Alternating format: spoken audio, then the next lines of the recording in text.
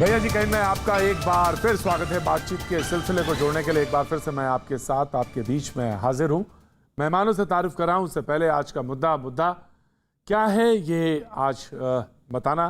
वेंकैया नायडू साहब का दर्द और जो कुछ राज्यसभा में हुआ वो आज का मुद्दा, कि लोकतंत्र में राज्यसभा में जो कुछ हुआ वो जायज़ की तो बात दूर है, ये बात कि ये हद आ जाए, यहां तक चला जाए कि रूल बुक बेंच पे खड़े होकर रूल बुक कोई मेंबर फेंके चेयर की तरफ, ये क्या है? इस पर सवाल है आज। इसी पे बातचीत का सिलसिला जोड़ेंगे कि हम कहाँ पे खड़े हैं, किधर जा रहे हैं।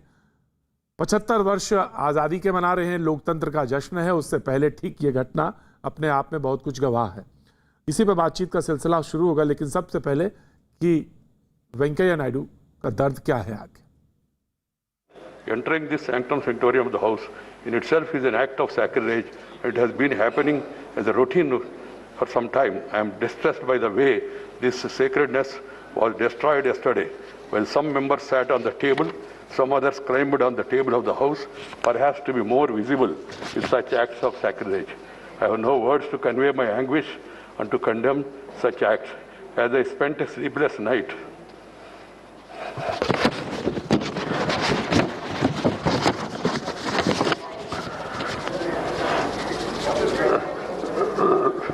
last night, I struggled to find out the provocation or reason for forcing this August House to hit such a low yesterday. A discussion on agriculture problems and solutions was listed. There can be difference of opinion and there can be a specific demand from anybody. They could have discussed it in the House, protested and voted against this thing. And you have got every right, members have got every right to demand for it withdrawal also. But it is for the government to act. You can't force the government to do this or not to do this. Different kinds are admitted by chair. Language were used by the list of business is drafted in such a way that it is acceptable to all sections of the House without denting the thrust of the issue to be discussed. It happened yesterday too, and the chair has been doing it for a year. BJP के कुछ सदस्यों ने इस चीज को tweet किया कि वेंकैया साहब ने कहा लोकतंत्र के मंदिर में बेअदबी से रात भर सो नहीं सका। कल सदन में जो कुछ हुआ वो लोकतंत्र के खिलाफ है। आखिर वो हुआ क्या था, पहले उस पर एक नजर डालेंगे, फिर एक सवाल, फिर मेहमानों से तारुफ कराएंगे।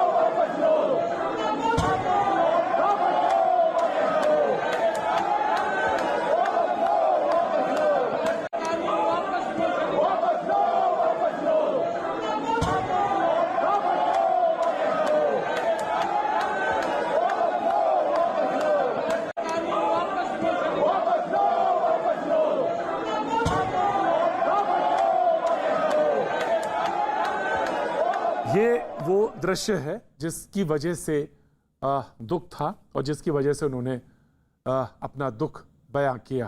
निश्चित तौर से दुखद है, इस पर कहीं कोई दो राय नहीं। आज के जो मेहमान हमारे साथ मौजूद हैं उनसे मैं ज़रूर तारुफ कराना चाहूँगा। आलोक शर्मा जी हमारे साथ जुड़ रहे हैं कांग्रेस का पक्ष रखने के लिए। आलोक जी बहुत बहुत शुक्रिया, thank you so much. Sanju Verma कुछ देर बाद हमारे साथ जुड़ेंगी बीजेपी का पक्ष रखने के लिए, बहुत बहुत शुक्रिया। संजय शर्मा जी मुझे विंडो में देख रहे हैं, बहुत बहुत शुक्रिया, थैंक यू सो मच।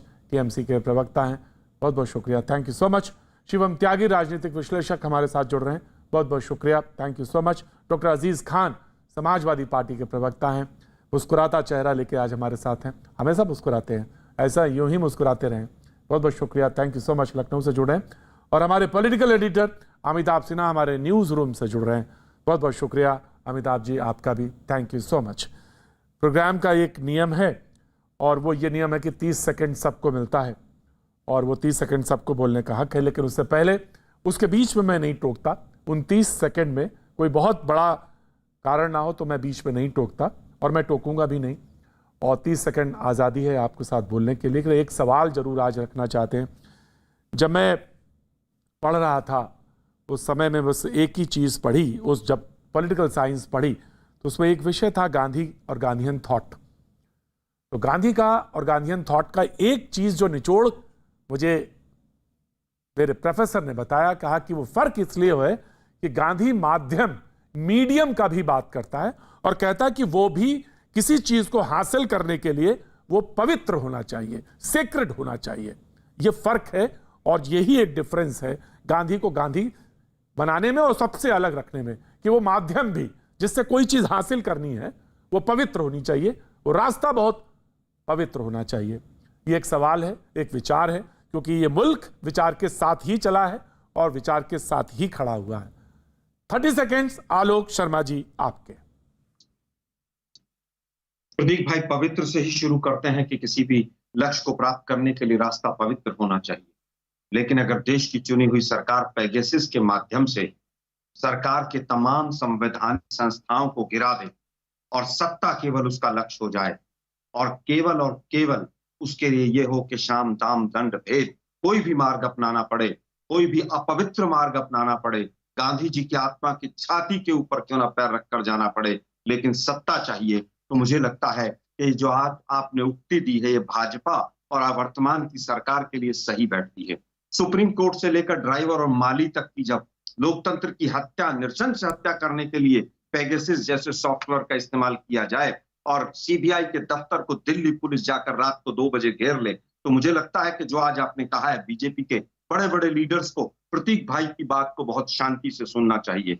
जब किसान 600 से ज्यादा मर जाएं अपने हक को मांगते हुए और उसके बाद भी सरकार का दिल ना पसीजे, हमारे दो की सरकार पर टिकी रहे और केवल सत्ता ही लक्ष्य रहे, कोई संवेदना सरकार में ना बचे, तो आज की जो आपकी उक्ति है वो पूरी तरह से आज मोदी जी को सुननी चाहिए। और गांधी जी की जिस तरह से वो दिखावा करते हैं गांधी जी को अपनाने का, आज उनको वास्तव में गांधी जी को अपनाना चाहिए। शुक्रिया। आज जिस तरह से बेरोजगारी और महंगाई बढ़ रही है, शुक्रिया सर। अगर इसके ऊपर चर्चा करें। Okay, thank you so much. मैं फिर सवाल वही रखता हूं, गांधी ने कहा कि मीडियम माध्यम पवित्र होना चाहिए कहीं से किसी चीज को हासिल करने के लिए।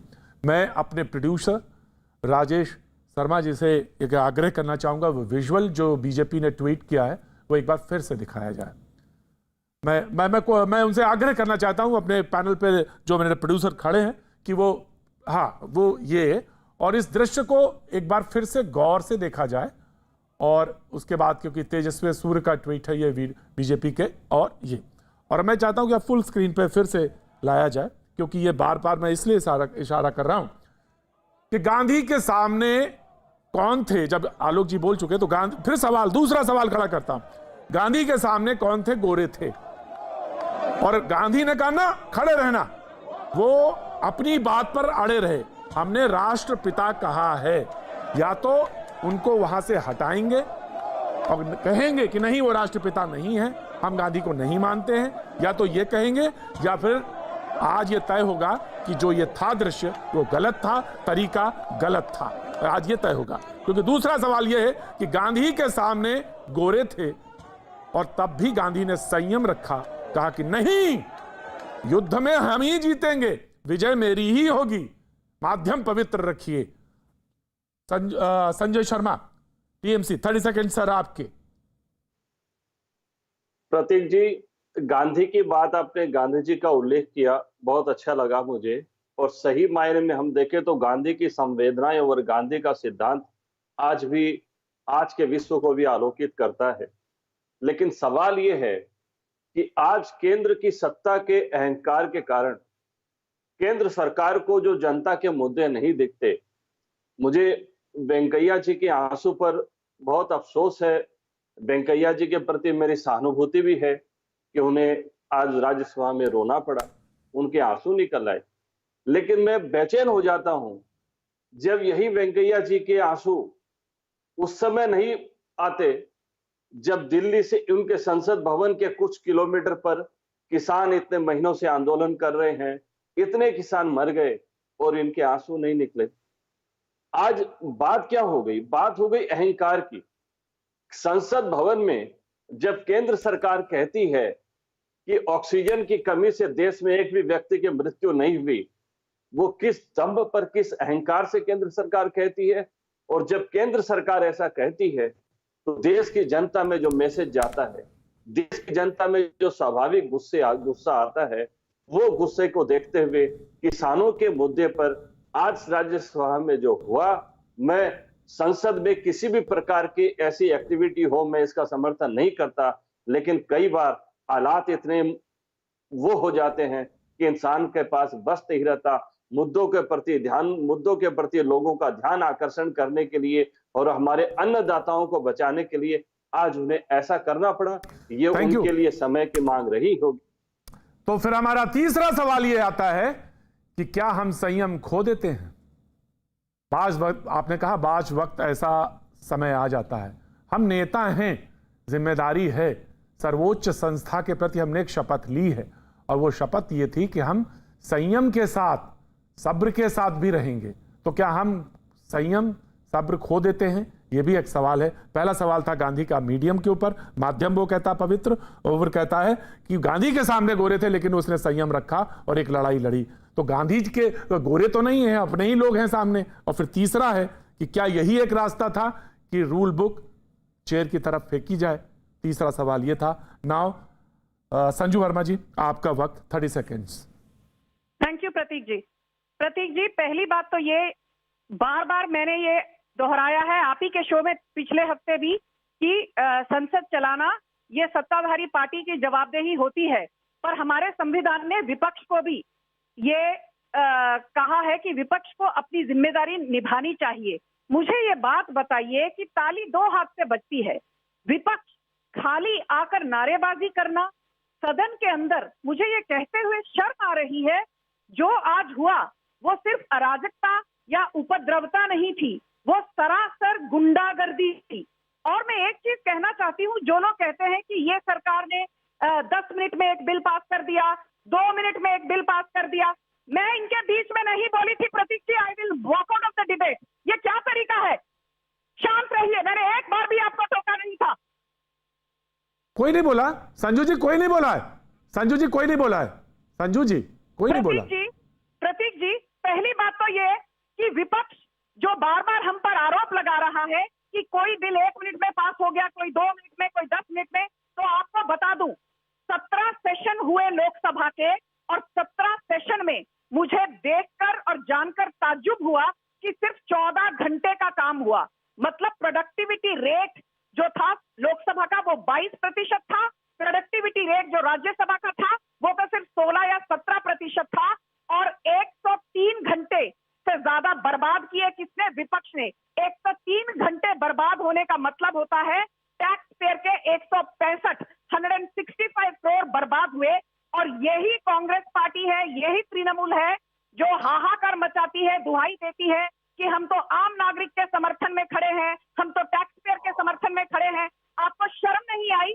सदन के अंदर आप रॉकेटबाजी, नारेबाजी, यहां तक कि चेयर टेबल के ऊपर चढ़कर आप किताबें फेंकने लगे। और पहली बार ऐसा हुआ है कि there was no zero or इस बार हुआ ही नहीं, क्योंकि सदन जैसे ही बैठता था तो एडजर्नमेंट हो जाती थी, क्योंकि विपक्ष का तो किसी मुद्दे पर चर्चा करने का इरादा ही नहीं था। प्रतीक जी, ये सिर्फ टीवी स्टूडियो पर आकर भाषण देते हैं। मैं 10 सेकंड और लूंगी।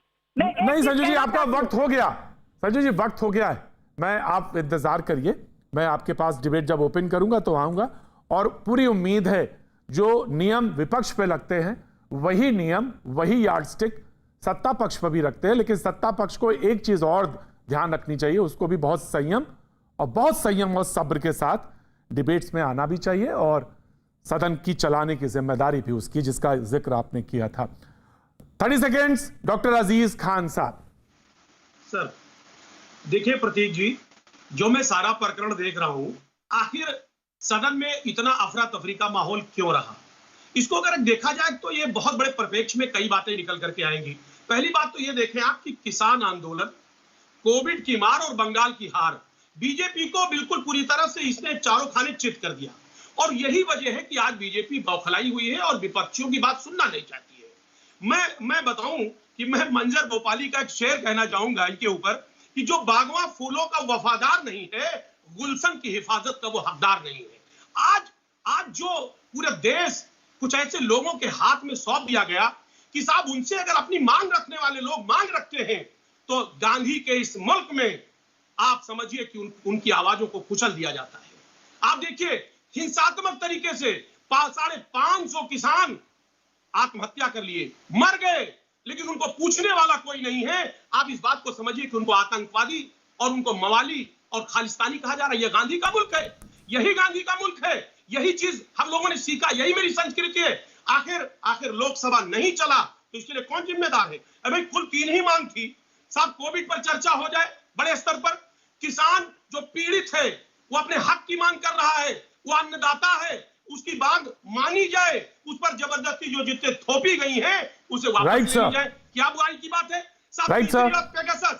पेगासस वैसी चीज, ऐसा सॉफ्टवेयर जो लोगों को आतंकित कर रहा है, लोगों को डरा रहा है। दूसरे देशों में उसकी जांच चल रही है। साहब आपको जांच कराने में क्या समस्या? प्रतीक जी, ये अड़ियल रवैया और ये अहंकार बहुत दिनों तक इंसान का चलता नहीं है और चलेगा नहीं बीजेपी का भी। Right sir. मंजर भोपाली भाई का आपने शेर यहाँ पे जिक्र किया, मुझे नवाज देवबंदी का शेर याद आ गया आपके, और वो ये कहते हैं, आप ही की नजर करता हूं कि खुश्क नदी में उतरे क्यों और उतरे थे तो डूबे क्यों। खुश्क नदी में उतरे क्यों और उतरे थे तो डूबे क्यों। सवाल मुझे भी याद आ गया आज कि अगर यही करना था तो फिर सब्र की और संविधान की शपथ क्यों ली थी भाई। 30 सेकेंड्स शिवम त्यागी, आपके the debate will open after that. Shivam Tyagi 30 second. Prateek ji, ये गांधी के लोग तो बिल्कुल नहीं है। ये मुल्क गांधी का है, था और रहेगा, लेकिन ये गांधी के लोग बिल्कुल नहीं है। वो जो व्यक्ति खड़े होकर टेबल पर रूल बुक को फेंक रहे हैं वो गांधी के लोग बिल्कुल नहीं है। ये पीछे खड़े होकर जैसे कोई प्रॉम नाइट चल रहा हो, वो जो ताली बजाई जा रही है, ये गांधी का मुल्क नहीं है। और आपने गांधी जी की बात की और कहा कि उनमें कितनी सहमति असहमति को साथ लेकर चलने की क्षमता थी। मुझे 4 फरवरी 1922 का दिन याद आ गया। चौरी चौरा में कांड हुआ, वहां पर 22 पुलिस वाले मारे गए, 3 प्रदर्शनकारी मारे गए। हो सकता था कि उसके बाद मूवमेंट और तेज हो जाता, लेकिन 12 फरवरी 1922 को महात्मा गांधी जी ने अपना असहयोग आंदोलन रोक दिया, ये कहते हुए कि मैं हिंसा का समर्थन नहीं करता। यहां बैठकर हिंसा कर रहे हो, house of elders, really they are elders of this country, house of elders.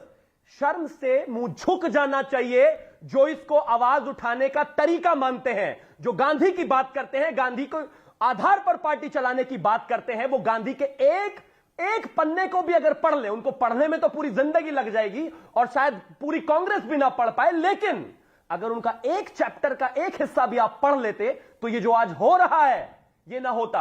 और वेंकैया नायडू जी का रोना ये अपने आप में संसार कर देने जैसी बात है। और कुछ दिनों पहले मैं आपके साथ डिबेट में बैठा था तो मैंने कहा था कि ये पाकिस्तान जैसी सिचुएशन होती जा रही है हमारी संसद की, बस कुर्सियां थप्पड़ लात घुसे यही चलने बाकी रह गए। कुछ दिन बाद ये भी चला दीजिएगा, फिर उसके बाद जिस तरह से लाल किले पर हमारा अपमान हुआ था, अपमान होगा फिर से। तालियां कांग्रेस और बाकी सब लोगों के लिए जो ये कर रहे हैं, और मुझे शर्म है इस बात पर, ये गांधी के लोग नहीं है बिल्कुल भी। थैंक यू सो मच, बहुत टाइम पे आपने खत्म किया। हमारे पॉलिटिकल एडिटर अमिताभ सिन्हा आज हमारे साथ जुड़ रहे हैं, कुछ देर के लिए उनका भी वक्त मुझे मिला है और मैंने खास तौर से एक लंबे समय तक पार्लियामेंट कवर किया है और कुछ समय तक हम भी उनके साथ ही बैठे रहे हैं, लेकिन मुझे आज गर्व है कि वो मेरे साथ बैठे हैं। बहुत बहुत शुक्रिया अपनी बात कहने के लिए। अमिताभ सिन्हा, आपको भी 30 सेकंड, आपको भी अपनी बात कहें कि जो कुछ मंजर आपने देखा वो कहां तक जायज की तो श्रेणी में आता ही नहीं है, आप बताएं। कम से कम मुझे 25वां साल है मुझे संसद जाते हुए, और मैंने कई चीज़ें देखी हैं। एक बड़े जनता दल यूनाइटेड के नेता का महिला आरक्षण बिल फाड़ना देखा हुआ है। मैंने यूपीए सरकार के दौरान कांग्रेस के एक बड़े नेता का संसद के बाहर प्रेस क्लब के अंदर आकर मनमोहन सरकार का बिल फाड़ना देखा हुआ है। मैंने बीजेपी का वेल में उतरना देखा हुआ है। मैंने 21 दिन तक कांग्रेस ने संसद चलने नहीं दी थी। वाजपेयी सरकार के दौरान जब तहलका कांड हुआ था उस समय भी संसद नहीं चली थी, लेकिन किसी को मैंने मेज पर चढ़े हुए नहीं देखा था। मैंने किसी को ताली बजाकर उसका उत्साह बढ़ाते हुए नहीं देखा था। कल जो हुआ, मुझे लगता है कि वो संसदीय मर्यादाओं के विपरीत, बिल्कुल विपरीत है, संसदीय परंपराओं का उल्लंघन है। मुझे लगता है कि ये बात वो लोग भी जानते होंगे जो टेबल के ऊपर भी चढ़े हुए हैं और जो उनका उत्साह वर्धन कर रहे हैं। प्रतीक, ये बड़ा दुखद था और बड़ा दुखद अध्याय। वेंकैया नायडू के आंसू भी व्यर्थ नहीं जाने चाहिए, क्योंकि वेंकैया नायडू वरिष्ठ और एक सीजन पॉलिटिशियन भी रहे हुए हैं और 30 साल का काफ़ी लंबा राजनीतिक अनुभव रहा हुआ है उनका। तो मुझे लगता है आज स्पीकर ने जो 2-3 बातें कही हैं प्रतीक, मैं वो आपके सामने रखना चाहूँगा। एक तो संसद की रूल्स कमेटी है, स्पीकर ने कहा है उस रूल्स कमेटी में भी जाएंगे और सदन के अंदर ऐसी घटनाओं को रोका जाए, इसके लिए क्या नियम बनने चाहिए, इस पर जरूर चर्चा करेंगे। चेयरमैन खुद स्पीकर होते हैं, इसमें तमाम दलों के सदस्य भी होते हैं। दूसरा, पीठासीन अधिकारियों का एक समूह बना हुआ है। इसकी एक बैठक अभी केवड़िया में हुई थी, जो स्पीकर खुद गए थे और तमाम राज्यों के स्पीकर वहां मौजूद थे। उसकी एक सब कमेटी बनी है जिसमें कई बड़े राज्यों के स्पीकर हैं और उसकी अध्यक्षता खुद स्पीकर करते हैं। उसमें रखा जाएगा कि डूज एंड डोंट्स हाउस के अंदर, हाउस चले, जनता का पैसा जाए और है प्रतीक, ये बड़ा दुखद है। और जो हाउस ऑफ एल्डर्स जिसे कहना, जैसे शिवम त्यागी ने कहा, हाउस ऑफ एल्डर्स गणमान्य लोग आते हैं, समाज के जिनका सम्मान है समाज में, उनको चुनकर विधायक भेजते हैं, उनको चुनकर राष्ट्रपति मनोनीत करते हैं। मुझे लगता है ऐसे सदस्यों से न देश का युवा ऐसी हरकत की उम्मीद करता है, न देश का बच्चा जो युवा होने वाला है वो ऐसी उम्मीद करता है। ये दुखद अध्याय है भारतीय लोकतंत्र के लिए। तो मुझे लगता है कि ऐसे नियम कानून बनने चाहिए। सोमनाथ चटर्जी के समय प्रतीक 2-3 चीजें सामने आई थी। मैं 30 सेकंड से ज्यादा ले रहा हूं, लेकिन मैं इसके लिए माफी चाहता हूं। उसमें कई चीज़ें आई थी। अगर कोई ऐसा करता है तो उनकी 1 दिन की तनख्वाह काट लो, ऐसे कई प्रपोजल आए थे। अगर उनका एब्सेंट मार्क लगा दो उस दिन का, तो कई सख्त फैसले लेने पड़ेंगे, क्योंकि अगर राज्य की राजनीति चमकानी है तो उस राज्य की बात सदन के अंदर रखने के लिए जीरो आवर बने थे। आपके क्षेत्र के बारे में पूछने के लिए प्रश्नकाल बना हुआ है। बाकी आप स्पेशल मेंशन कर सकते हो सदन के अंदर, आप किसी भी समय उस पर मुद्दे उठा सकते हो। तो मुझे लगता है कि इन आंसुओं को जाया ना होने दें। पूरा का पूरा मानसून सत्र बर्बाद हो गया। कम से कम शीतकालीन सत्र तक कुछ ऐसे नियम कानून बने प्रतीक, जो इन सांसदों को भी सीख दें जो टेबल पर दिख रहे हैं। Thank you so much Amitabh ji, thank you so much, बहुत बहुत शुक्रिया, बहुत बहुत शुक्रिया जी। ऑफ कोर्स मैं आलोक शर्मा आपकी तरफ मुखातिब होता हूं और आपसे ही शुरू हुआ था। नाउ डिबेट इज ओपन, तो कोशिश करेंगे एक 1 by 1 बोले और एक नियम के तहत बोले तो बहुत अच्छा रहेगा। आलोक शर्मा जी, डिबेट ओपन है, आप अपनी बात आप कह सकते हैं। देखिए, मैं कुछ आंकड़ों के साथ बात कहना चाहूंगा प्रतीक भाई। 2013 में 46% प्रोडक्टिविटी थी और 2015 में राज्यसभा की बात करें तो 97% थी, जब 2015 में बीजेपी की सरकार आई और विपक्ष ने साथ दिए।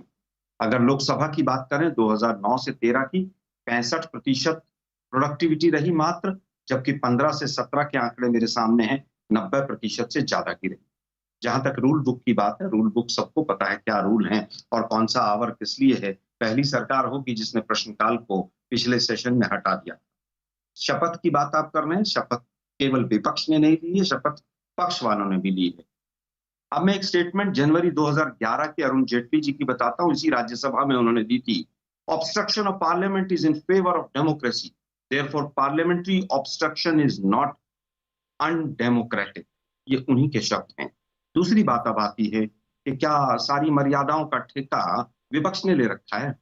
ये 303 सांसदों वाली सरकार जो अपने आप को इतना मजबूत कहती है और इनके तमाम मीडिया के साथी कहते हैं विपक्ष कहाँ है, आज आप कह रहे हैं कि साहब ये तो थोड़े से सांसद थे, इन्होंने संसद नहीं चलने दी। ये सब ढकोसला है। ये सरकार चाहती ही नहीं थी कि डिबेट हो। क्या एक बार गृह मंत्री और प्रधानमंत्री आकर कहते और बताते कि पेगासस खरीदा था या नहीं खरीदा था और उसके बाद संसद चल जाती? क्या ये भी विपक्ष का काम था? मैं केवल पूछना चाहता हूँ, 133 करोड़ की बात कोई कर रहा है, कोई 165 करोड़ की बात कर रहा है। क्या ये जब कृषि कानून आए थे, जब इसी संसद में पास करवा कर लेके गए होंगे ये लोग? तो नोटबंदी जिसमें सैकड़ों लोग मर गए और करोड़ों लोग बेरोजगार हो गए, क्या उस बिल्कुल मैंने सुना संजू, मैंने सुना नहीं, मैंने क्या उस समय पर भी संसद में पास करवाया था इन्होंने? अभी हमारे साथी पत्रकार महोदय पूछ रहे थे, जब खालिस्तानी आतंकी और मवाली कहा गया इस गांधी के देश में किसानों को, तब किसी को गांधी याद नहीं आए। एक सांसद से माफी नहीं मंगवाई इस मीडिया के पूरे जगत ने, क्या आकर कोई माफी मांग ले? दूसरी चीज, इस देश को धार्मिक आधार पर जिस तरह से तोड़ दिया, क्या यही गांधी का देश है? क्या यही गांधी का देश है कि आवाज आने के बिल्कुल जो आवाज उसी को पाकिस्तान भेज दो? क्या 32 लाख लोग बेरोजगार हो गए जुलाई के अंदर? क्या यही गांधी का देश है? राइट आलोक जी, आलोक जी, राइट आलोक जी, राइट आलोक जी, शब्द का इस्तेमाल करने का अधिकार राइट सर, राइट सर आलोक जी, मैं तो ये भूल ही गया कि लाठी के बदले लाठी होनी चाहिए। मैं तो ये भूल ही गया था, ये गांधी के मुल्क में लाठी के बदले लाठी ही होनी चाहिए थी। जी, मैं तो ये भूल ही गया था। संजू, संजू आप कह सकते हैं, मैंने तो नहीं कही है। नहीं, मैंने भी यही कहा, मैं अपने स्टेटमेंट में हूं। आप कहां से ले आए लाठी के बदले लाठी होनी चाहिए? हाँ बिल्कुल, आप नहीं, मैं अपनी बात कर रहा हूँ, आपका नहीं कह रहा हूँ। बुरा मत मानिए आलोक जी, बुरा मत मानिए। क्या यही गांधीवाद है? ना ना ना ना ना ना आलोक जी, गांधीवाद यही है? नहीं आलोक जी, मैंने नहीं, बिल्कुल बिल्कुल बिल्कुल आप सही कह रहे हैं, दुरुस्त फरमा रहे हैं। और उम्मीद कर रहा हूं कि ये तय होगा यहाँ पे कि लाठी के बदले लाठी नहीं, लकीर बड़ी खींची जानी चाहिए। और अगर जनता से प्रेम है तो जनता के मुद्दे ही उठाने जाने चाहिए। जी संजू, क्या पेगासस जनता का मुद्दा नहीं था? संजू वर्मा, संजू वर्मा, संजू वर्मा, जजों से लेकर संजू वर्मा, सीबीआई के डायरेक्टर से लेकर इलेक्शन कमीशन सब मुझे मालूम है। पेगासस से जांच आलोक जी बहस होने दीजिए, आलोक जी बहस होने दीजिए फिर, आलोक जी बहस होने दीजिए फिर। संजू वर्मा, संजू वर्मा जी जी बोलिए। प्रतीक जी थैंक यू, धन्यवाद। प्रतीक जी पहली बात तो ये कि कौन से 3 मुद्दे थे जिन पर विपक्ष जमकर चर्चा करना चाहती थी। विपक्ष तो ये मांग कर रही थी कि कोविड महामारी को किस तरह मोदी सरकार ने टैकल किया, हैंडल किया, इस पर एक स्पेशल सेशन ऑफ पार्लियामेंट बुलाना चाहिए। पर कितना दुर्भाग्य है हम सबका कि जब एक्चुअली में मॉनसून सेशन का आरंभ हुआ तो सिवा अराजकता के विपक्ष का योगदान 0 के बराबर था। यहाँ पर अरुण जेटली को याद किया आलोक शर्मा जी ने, तो मैं इनको ये भी याद दिला दूं कि there is a difference between obstruction and vandalism. और ये संजू वर्मा नहीं, ये सुप्रीम कोर्ट ने कहा है that obstruction is not equal to freedom of speech, vandalism is not equal to freedom of speech. नहीं कहा सुप्रीम कोर्ट ने, झूठ बोल रहे हैं आप। मुझे दिखाइए कहाँ का है सुप्रीम कोर्ट ने, मुझे स्टेटमेंट दिखाइए कहाँ सुप्रीम कोर्ट की है। इन शब्दों के साथ सुप्रीम कोर्ट की स्टेटमेंट नहीं है मेरे पास। सुप्रीम कोर्ट की स्टेटमेंट है, मैं कहता हूं सुप्रीम कोर्ट की स्टेटमेंट मेरे पास है, मैं पढ़ के सुनाता हूं आपको। आप लोग सुप्रीम कोर्ट के नाम पर भी झूठ बोलते हैं। वैंडलिज्म का शब्द का इस्तेमाल अगर सुप्रीम कोर्ट ने किया तो मुझे दिखाइए कहाँ है। प्रतीक भाई आप अपने शो पर सुप्रीम कोर्ट को मत घसीटवाइए झूठ के रास्ते में। शर्मा पर पानी का गिलास फेंका था, मैं अरे भाई वो कौन सी बात है, क्यों फेंका था? अरे भाई कोई अगर मुझे देशद्रोही या आतंकवादी कहेगा तो पानी का गिलास नहीं, गिलास भी मारा जाएगा। मुद्दे पर सुनिए सुप्रीम कोर्ट की स्टेटमेंट। आराम से आलोक जी बोलने दीजिए, फिर बोलिएगा। आलोक जी बोलने दीजिए। सुप्रीम कोर्ट की स्टेटमेंट तो कम से कम झूठ ठीक है। नहीं सुप्रीम कोर्ट के शब्दों को जो बोल रहा है, कोट कर रहा है, उसकी जिम्मेदारी भी है। जी बोलने दीजिए, प्लीज फिनिश। जी बोलिए। सुप्रीम कोर्ट ने यह भी कहा that you can not gate undue immunity and privilege by virtue of being a parliamentarian on the floor of the parliament. और ये आलोक शर्मा सुप्रीम कोर्ट की दुहाई दे रहे हैं। इनके नेता राहुल गांधी को ऐसे जाकर सुप्रीम कोर्ट के सामने भीख मांगनी पड़ी कि मुझे माफ कर दो। उसके बावजूद राहुल गांधी चौकीदार चोर है बोलने से हटे नहीं। और आप सुप्रीम कोर्ट की दुहाई मुझे देते हो आलोक शर्मा। आपकी गुंडाई सबने देखी थी जब आपने के शर्मा पर पानी का गिलास फेंका था। आप खुद एक गुंडे हो। नहीं संजू पर्सनल नहीं, संजू वर्मा पर्सनल नहीं, संजू वर्मा पर्सनल नहीं, संजू वर्मा पर्सनल नहीं, नहीं संजू वर्मा पर्सनल नहीं। सुप्रीम कोर्ट की स्टेटमेंट है, सब्र के साथ नहीं सुप्रीम कोर्ट की स्टेटमेंट है। प्रतीक भाई इस गुंडी को समझा दीजिए कि पढ़ ले जरा। सब्र के साथ नहीं इन गुंडी को समझा दीजिए। सुप्रीम कोर्ट की स्टेटमेंट तो पढ़ लीजिए, स्टेटमेंट है सुप्रीम कोर्ट की। Can I finish my statement? Supreme court की 300 पेज की स्टेटमेंट थी। 300 पन्ने लेकर आए हो आलोक शर्मा, 300 पन्ने लेकर आए हो। झूठ मत बोलिए। आपके राहुल गांधी वैंडलिज्म शब्द का इस्तेमाल पूरे सुप्रीम कोर्ट की स्टेटमेंट में कहीं नहीं। झूठ बोलना बंद करो। प्रधानमंत्री से लेकर छोटे भैया गली छाप नेता भी सब झूठ बोलते रहते हैं। बीजेपी के पूरे देश को गुमराह करते रहते हैं, कभी सुप्रीम कोर्ट का नाम लेकर, कभी किसी का नाम लेकर। झूठे लोग हैं आप लोग, आपके राहुल गांधी झूठे लोग हैं आप लोग। मैंने अभी आपकी झूठ और सच सामने कर दिया। बिल्कुल मुद्दे पर बात नहीं करना चाहते। क्या देश के प्रधानमंत्री को इतना सवाल यही था। बड़ी बात थी। मैं आता हूं मैं आता हूँ बाकी लोगों प्रवक्ता शर्मा जी, मैं आ रहा हूँ, टीएमसी और शिवम त्यागी, डॉक्टर अजीज खान, मैं आता हूँ। बिल्कुल वक्त थोड़े से ब्रेक का है, लेकिन ब्रेक से आने से पहले मैं एक बात कहना चाहता हूँ कि वो मुद्दे कौन से 3 बड़े प्रमुख थे, या कौन से 3 छोड़िए, वो मुद्दे कौन से प्रमुख थे जिस पर बहस पूरा देश जानना चाहता था, सुनना चाहता था, और विपक्ष सरकार को घेरे ये चाहता था। वो कौन से मुद्दे थे? आप सोचिएगा, 100 बरस में इतनी बड़ी महामारी नहीं थी तो उस पर घेरा जा सकता था, क्यों नहीं हुआ? किसान का मुद्दा बहुत बड़ा मुद्दा था, निश्चित तौर से किसान अगर हमारी सड़क पर बैठा है तो उसको संसद के अंदर क्यों नहीं घेरा जाएगा? बड़ा मुद्दा था, क्यों नहीं हुआ? यही सवाल थे बड़े, और यही सवाल को लेकर बातचीत होनी थी। लेकिन ये मुद्दे बातचीत होते होते कुर्सी या मेज के ऊपर कोई चढ़ गया, ये कैसे हो गया? ये सवाल है बड़ा। वक्त है छोड़े से ब्रेक का, ब्रेक के बाद मैं बाकी लोगों के पास आता हूं। जी कहीं में आपका एक बार फिर स्वागत है। बातचीत के सिलसिले को जोड़ने के लिए एक बार फिर से मैं हाजिर हूं। मेरे इस बीच में प्रोग्राम के सिलसिले में बीच में एक शख्स का मैसेज आया, उसने कहा कि आपने प्रतीक जी गांधी के बयान से बातचीत शुरू की है, और यकीनन अगर ये स्थितियां उलट जाएं कि कांग्रेस सत्ता में हो और बीजेपी विपक्ष में हो, और स्थितियां ऐसी बने तो आप गांधी से ही बात शुरू करेंगे, ऐसा उम्मीद है। जी जनाब, बिल्कुल करेंगे, और करना भी चाहिए। अगर छोटा सा भी हिस्सा मेरे अंदर है पत्रकारिता को, तो ऐसे ही करना चाहिए। मर्यादाएं कहीं भी छिन्न भिन्न हो तो जरूर ऐसा कहना चाहिए, और ऐसा करूंगा। इसका सबूत क्या दे सकता हूं कि ये आपका व्हाट्सएप है जिसको कि मैंने पढ़ दिया, और ऐसा ही करना चाहिए, ईमानदारी के साथ यही बनता है। जी डॉक्टर अजीज खान बहुत जल्दी जी छोटे छोटे रखेंगे और बातचीत का सिलसिला रखेंगे। उन्होंने भी मुझे एक लिस्ट भेजी है। 2001 में तहलका घूस घोटाला, 20 दिन संसद ठप। 2010 2G घोटाला, विपक्ष की मांग माने जाने तक शीत सत्र ठप। एक लिस्ट भेजी है और कहा कि इसको उल्लेख कर दीजिएगा। जनाब मैंने उल्लेख कर दिया। बातचीत का सिलसिला फिर से जोड़ता हूं। डॉक्टर अजीज खान, आता हूं, शिवम त्यागी आता हूं। जी देखिए प्रतीक भाई, गांधी जी की बात चल रही है, और गांधी जी बहुत सच्चे, अच्छे और बहुत ही देशभक्त, उन्हीं के तो बच्चे हैं, उन्हीं के तो बच्चे हैं। बच्चे वो हमारे पिता हैं। हाँ तो फिर बच्चे जब हैं तो कैसे हो गए हम सारे लोग ऐसे? बंगाल से भागने के लिए मजबूर कर दिया। रोकिए, संजू जी को रोकिए, ये प्रतीक जी का तरीका नहीं। 80,000 हिंदू भाग गए।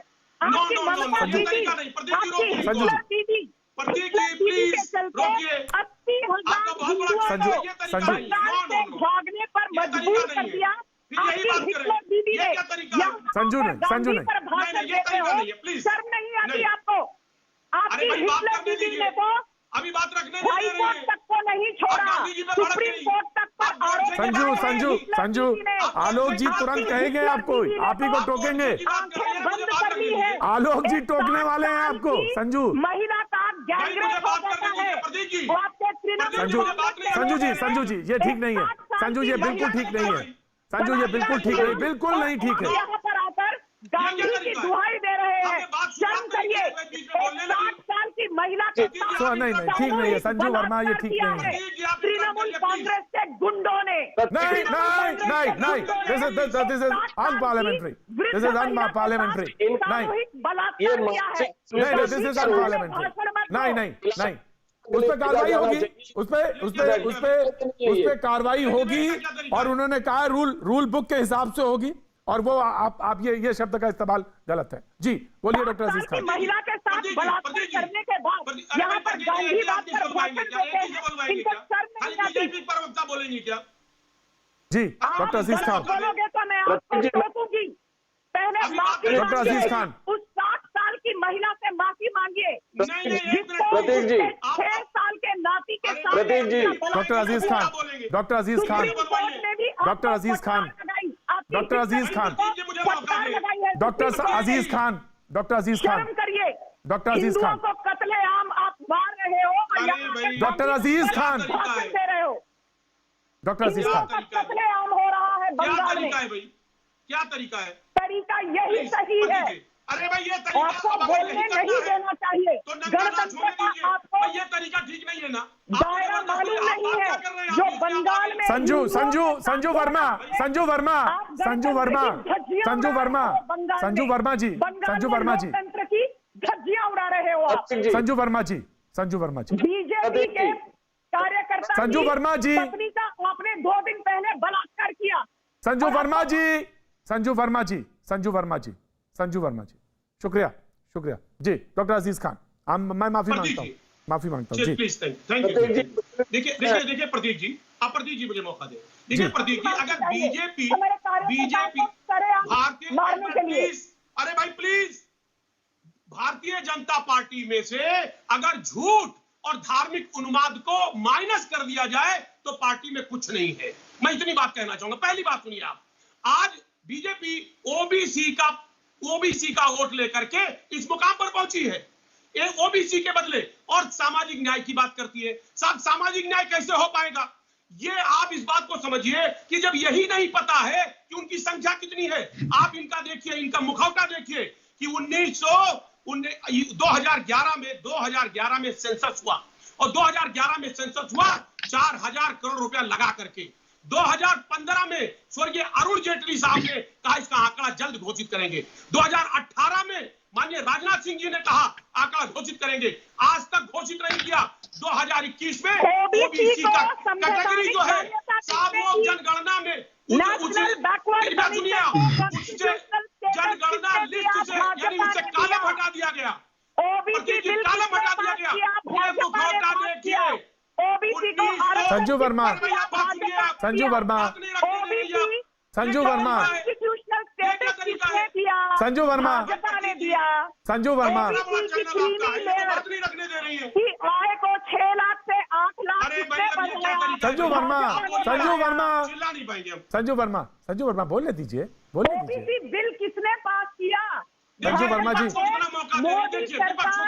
जी जी जी, संजू वर्मा जी, जी जी जी जी जी जी मिनिस्टर है जी जी, बिल्कुल टाइम वेस्ट कर रही है संजू वर्मा जी। संजू वर्मा जी, ये तरीका नहीं है। संजू वर्मा जी, प्लीज प्लीज, फॉर गॉड से प्लीज जी, कंप्लीट करिए doctor Aziz Khan please. Justice Rohini commission के आप रिपोर्ट को देखें सर। 2017 में यह कमीशन बनाया गया।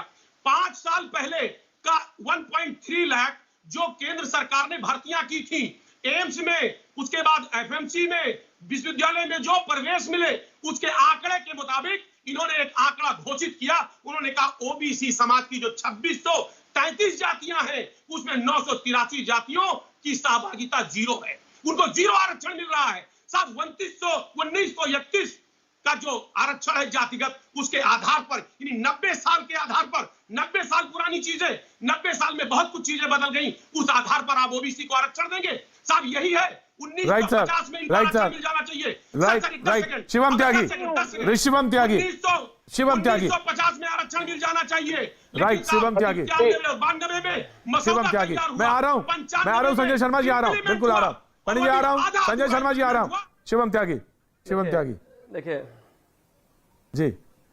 प्रतीक जी, सबसे पहले तो मैं एक चीज आपसे कहना चाहता हूं कि जो पैनलिस्ट आए हैं उनकी जान बचाना आपकी जिम्मेदारी है। तो ऐसा ना हो कि पानी के साथ कुछ लोगों ने कहा कि जरूरत पड़ेगी तो ग्लास भी फेंक देंगे। मेरा वैसे ही एवरेज सा दिखता हुआ चेहरा टूट जाएगा तो आगे बड़ी दिक्कत होगी, तो कोशिश कीजिएगा कि वो कैमरे में से फेंक के ना मार दें, तो वो आप देखिएगा। दूसरी बात, अब मैं इंटरेस्टिंग चीज पर आता हूं। इन्होंने 2G को लेकर कहा, सबसे पहले एक एक करके सबका जवाब दूंगा। 2G पर इन्होंने कहा कि संसद रोकी गई। 2G का इतिहास तो समझ लीजिए क्या था। 2G में सबसे पहले एलिगेशंस लगे, एलिगेशंस लगने के बाद 3 दिन संसद में चर्चा हुई। 3 दिन चर्चा होने के बाद कैब रिपोर्ट ने उसकी पुष्टि की कि हुआ है। उसके बाद फिर सीबीआई ने एफआईआर दर्ज की। फिर उसके बाद विपक्ष ने कहा कि अब ये जो कॉन्ट्रैक्ट्स थे इनको रद्द किया जाना चाहिए। यहां आपके पास कोई बेसिस नहीं है। और दूसरी चीज, इसके बाद रोहिणी कमीशन की बात की आपने, बात तो अच्छी की, लेकिन आप मुझे एक चीज बताइए, समाजवादी के प्रवक्ता से मैं पूछना चाहता हूं, रोहिणी कमीशन बनाया किसने? नरेंद्र मोदी जी की सरकार ने। देश कब आजाद हुआ था? 47 में। आपको तो यह तक नहीं पता था इस देश में ओबीसी है कितनी जातियां? 6000। उन 6000 में से 47 जातियां थी मात्र जिनको 50% से ज्यादा आरक्षण मिलता था। अब 2017 तक ये तक नहीं जानते थे कि कितना आरक्षण किसको मिल रहा है।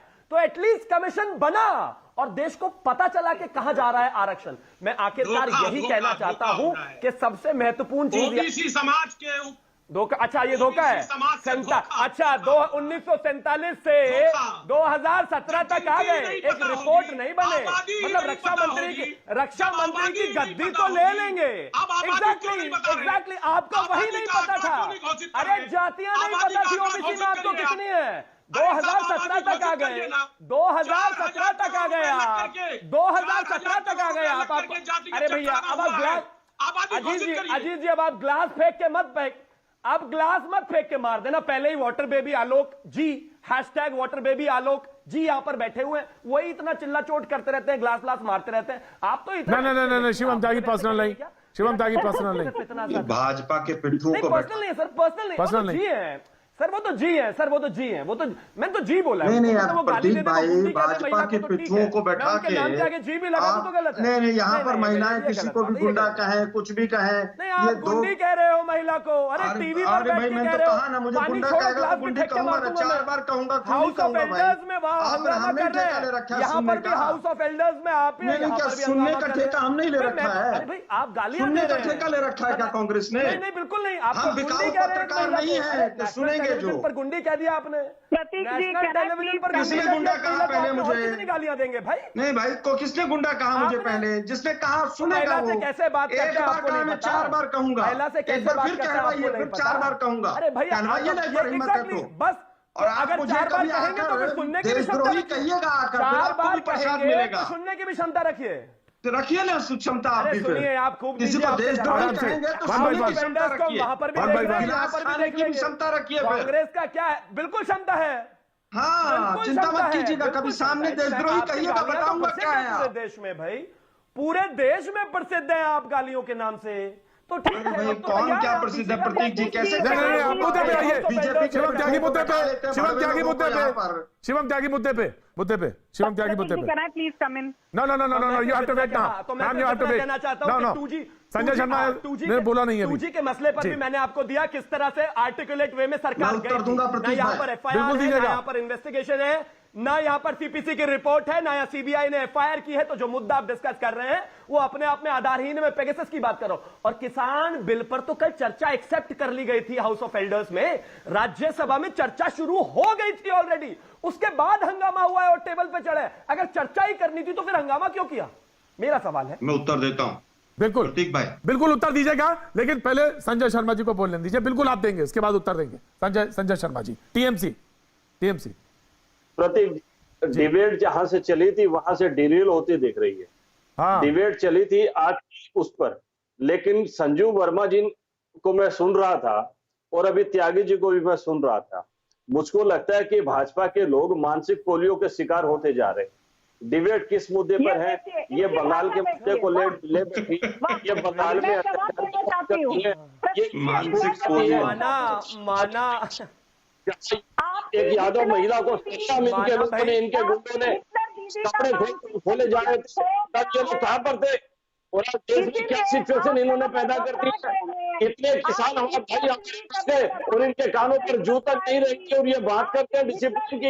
ये Sanju Verma please listen, Sanju Verma please listen, Sanju Verma please. Sanju Verma please listen, Sanju Verma please, Sanju Verma please. जी संजू वर्मा प्लीज, संजू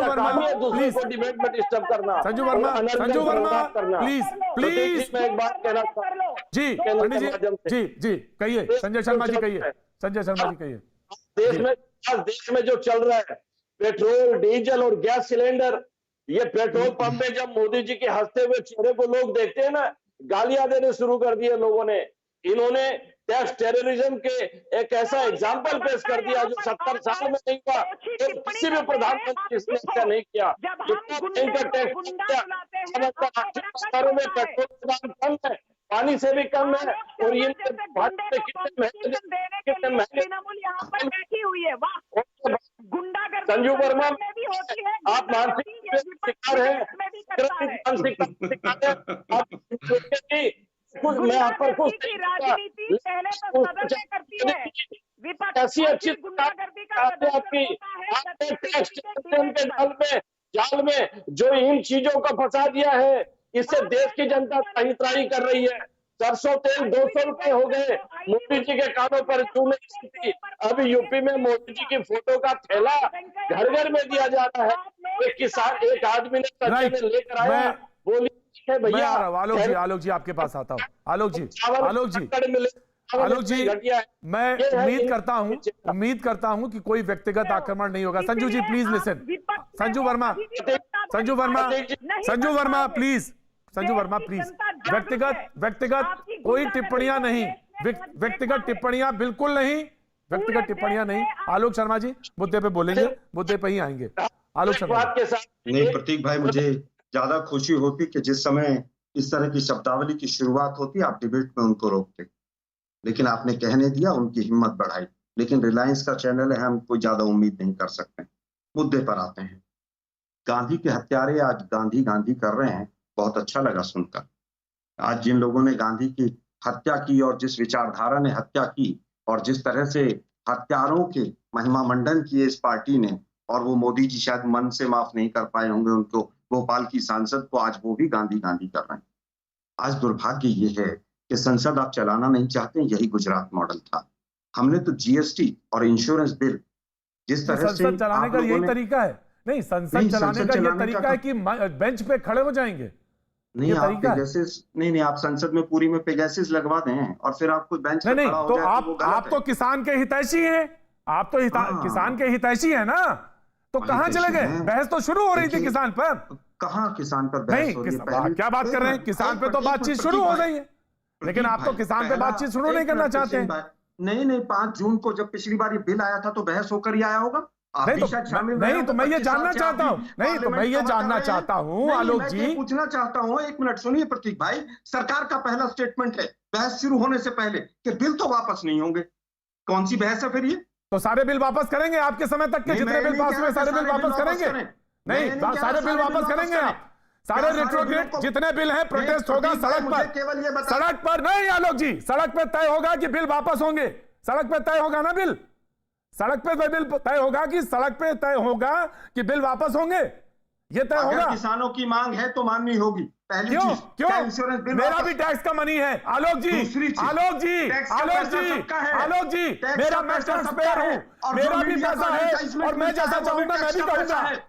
आलोक जी, अगर आप किसान के हितैषी हैं, आलोक जी किसान के हितैषी हैं, तो 70 साल में किसान को हाशिए पे नहीं भेज दिया होता आपने। कौन कहता हाशिए पे भेज दिया? बिहार के, चलिए मेरे साथ और पूरा उत्तर प्रदेश और बिहार और देश घुमाता हूँ किसान कैसा होता है।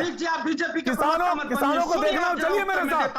आपने जो स्थितियां पैदा की, सुनिए ना, उत्तर सुनिए ना। उत्तर सुन रहा हूं, और ये सुनिए डिबेट, और एक उत्तर और सुनिए, ऑडियो डाउन, और एक उत्तर और सुनिए, और उत्तर ये है कि डिबेट में आने से पहले तय हो जाता है कि किस चैनल पे आपको जाना है, किस चैनल पे जाना है और कौन से चैनल पे बोलना है। और अगर ये नहीं मालूम तो डिबेट में मत आया करिए। आप बोलिए, जवाब दीजिए। चैनल पर हूं मैं, और मुझे ये भी पता है कि कितना एडवर्टाइजमेंट बीजेपी देती है आपके चैनल को। जी, मुझे ये भी पता है, और मुझे ये भी पता है आलोक जी, मुझे ये भी पता है कि आपके जमाने में यूपीए में क्या होता था। मुझसे मुंह मत खुलवाइए, 24 साल हो गए, मुझे भी मालूम है। कहीं गलत हुआ है तो मैं सत्ता और विपक्ष के बात में नहीं, मुद्दे पे आइए आलोक जी। और ये बात सच है, मुझे मत बताइए। और आपने सुनिए आलोक जी, सुनिए, शांति से सुनिए। आप सुनेंगे, ऑडियो डाउन। आप मेरे मेहमान हैं, आप ऑडियो डाउन सुनिए। आप क्या बताएंगे मुझे डिबेट में? आप क्या करते हैं? बदतमीजी आप मुझे बताएंगे? नहीं, मैं आपसे नहीं सुनता। अगर आप अगर तमीज से बात कर सकते हो तो बात करिए।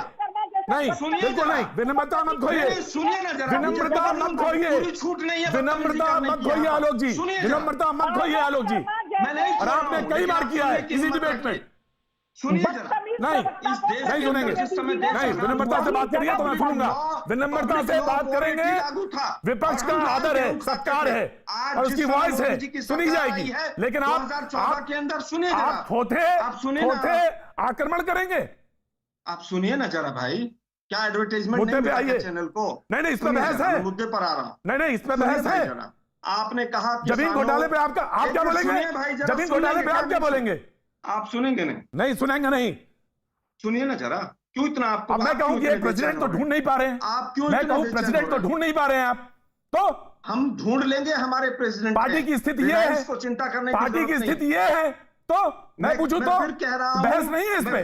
आलोक जी, इस पे बहस नहीं है। आपका सांसद बेंच पे खड़े होके चेयर पे फेंकता है रूल बुक, ये बहस है, ये बहस है। यहाँ पे कांग्रेस पहुंच गई है, ये नैतिकता है, ये नैतिकता है आपकी, नैतिकता ये है। नैतिकता न्यूज़ 18 सिखाएगा हमें? नहीं तो आईना भी दिखाएंगे आप ही को, हम ही दिखाएंगे, क्योंकि आप अगर आप पार करेंगे तो आपको दिखाना पड़ेगा, मुझे बताना पड़ेगा, मैं ही बताऊंगा आपको, और कोई नहीं बताएगा, मैं ही बताऊंगा। नो, इस डिबेट में आलोक जी, नो, पूरा देश देख रहा है, मैं आपको देश देख रहा है और आपको देश जानता भी है। आलोक जी, कई बार मर्यादाएं क्रॉस की हैं आपने, मेरे शो में की हैं, आप जाएंगे नहीं। यही मोदी जी कई बार आपने की है, यही है ना आलोक जी। अपनी पार्टी में बात करिए, अपनी पार्टी में बात करिए, और फिर मर्यादाओं के साथ आइए, पार्टी में बात करिए अपने। आप मर्यादा खोते हैं हर बार मर्यादा खोते हैं, ये आपकी दिक्कत है, आपकी ये दिक्कत है। मुझे अगर कोई गुंडा कहेगा तो आलोक जी, वो एक्सेप्टेबल नहीं है, वो एक्सेप्टेबल नहीं है। कोई किसी को गुंडा कहे ये एक्सेप्टेबल नहीं है, ये गलत है, ये गलत है, प्लीज, ये गलत है। लेकिन आलोक जी, आपको निश्चित तौर से डिबेट में आने से पहले की तरफ से, आलोक जी, निश्चित तौर से पहले कुछ सीखना चाहिए, उसके बाद कई चैनल्स में आपने ये बात की है ना, बहस होती है, बातचीत की बहस होती है ना। मैं वो शब्द इस्तेमाल नहीं करना चाहता आलोक शर्मा आपके लिए, नहीं तो मैं इस्तेमाल कर दूंगा निश्चित तौर से, मर्यादा के साथ, बहुत मर्यादा के साथ। बाकी किसी भी प्रवक्ता के, कांग्रेस के प्रवक्ता के साथ वो परेशानी नहीं है जो आपके साथ परेशान, और सारे चैनल्स में ये बात है। मैं कह रहा हूं, बहस को डिरेल करना, बहस को दूसरी तरफ ले जाना, ये आपकी मर्यादा है, और ये बिल्कुल गलत है, इसको नहीं पालन करना चाहिए। सिवाय कांग्रेस में जिस दिन आप आते हैं उसी दिन ये होता है, कभी नहीं होता है कभी। आलोक शर्मा जी, आपके साथ समस्या है, कोई बात मर्यादा की रेखाएं क्रॉस करते हैं आप। आज अभी बस सिर्फ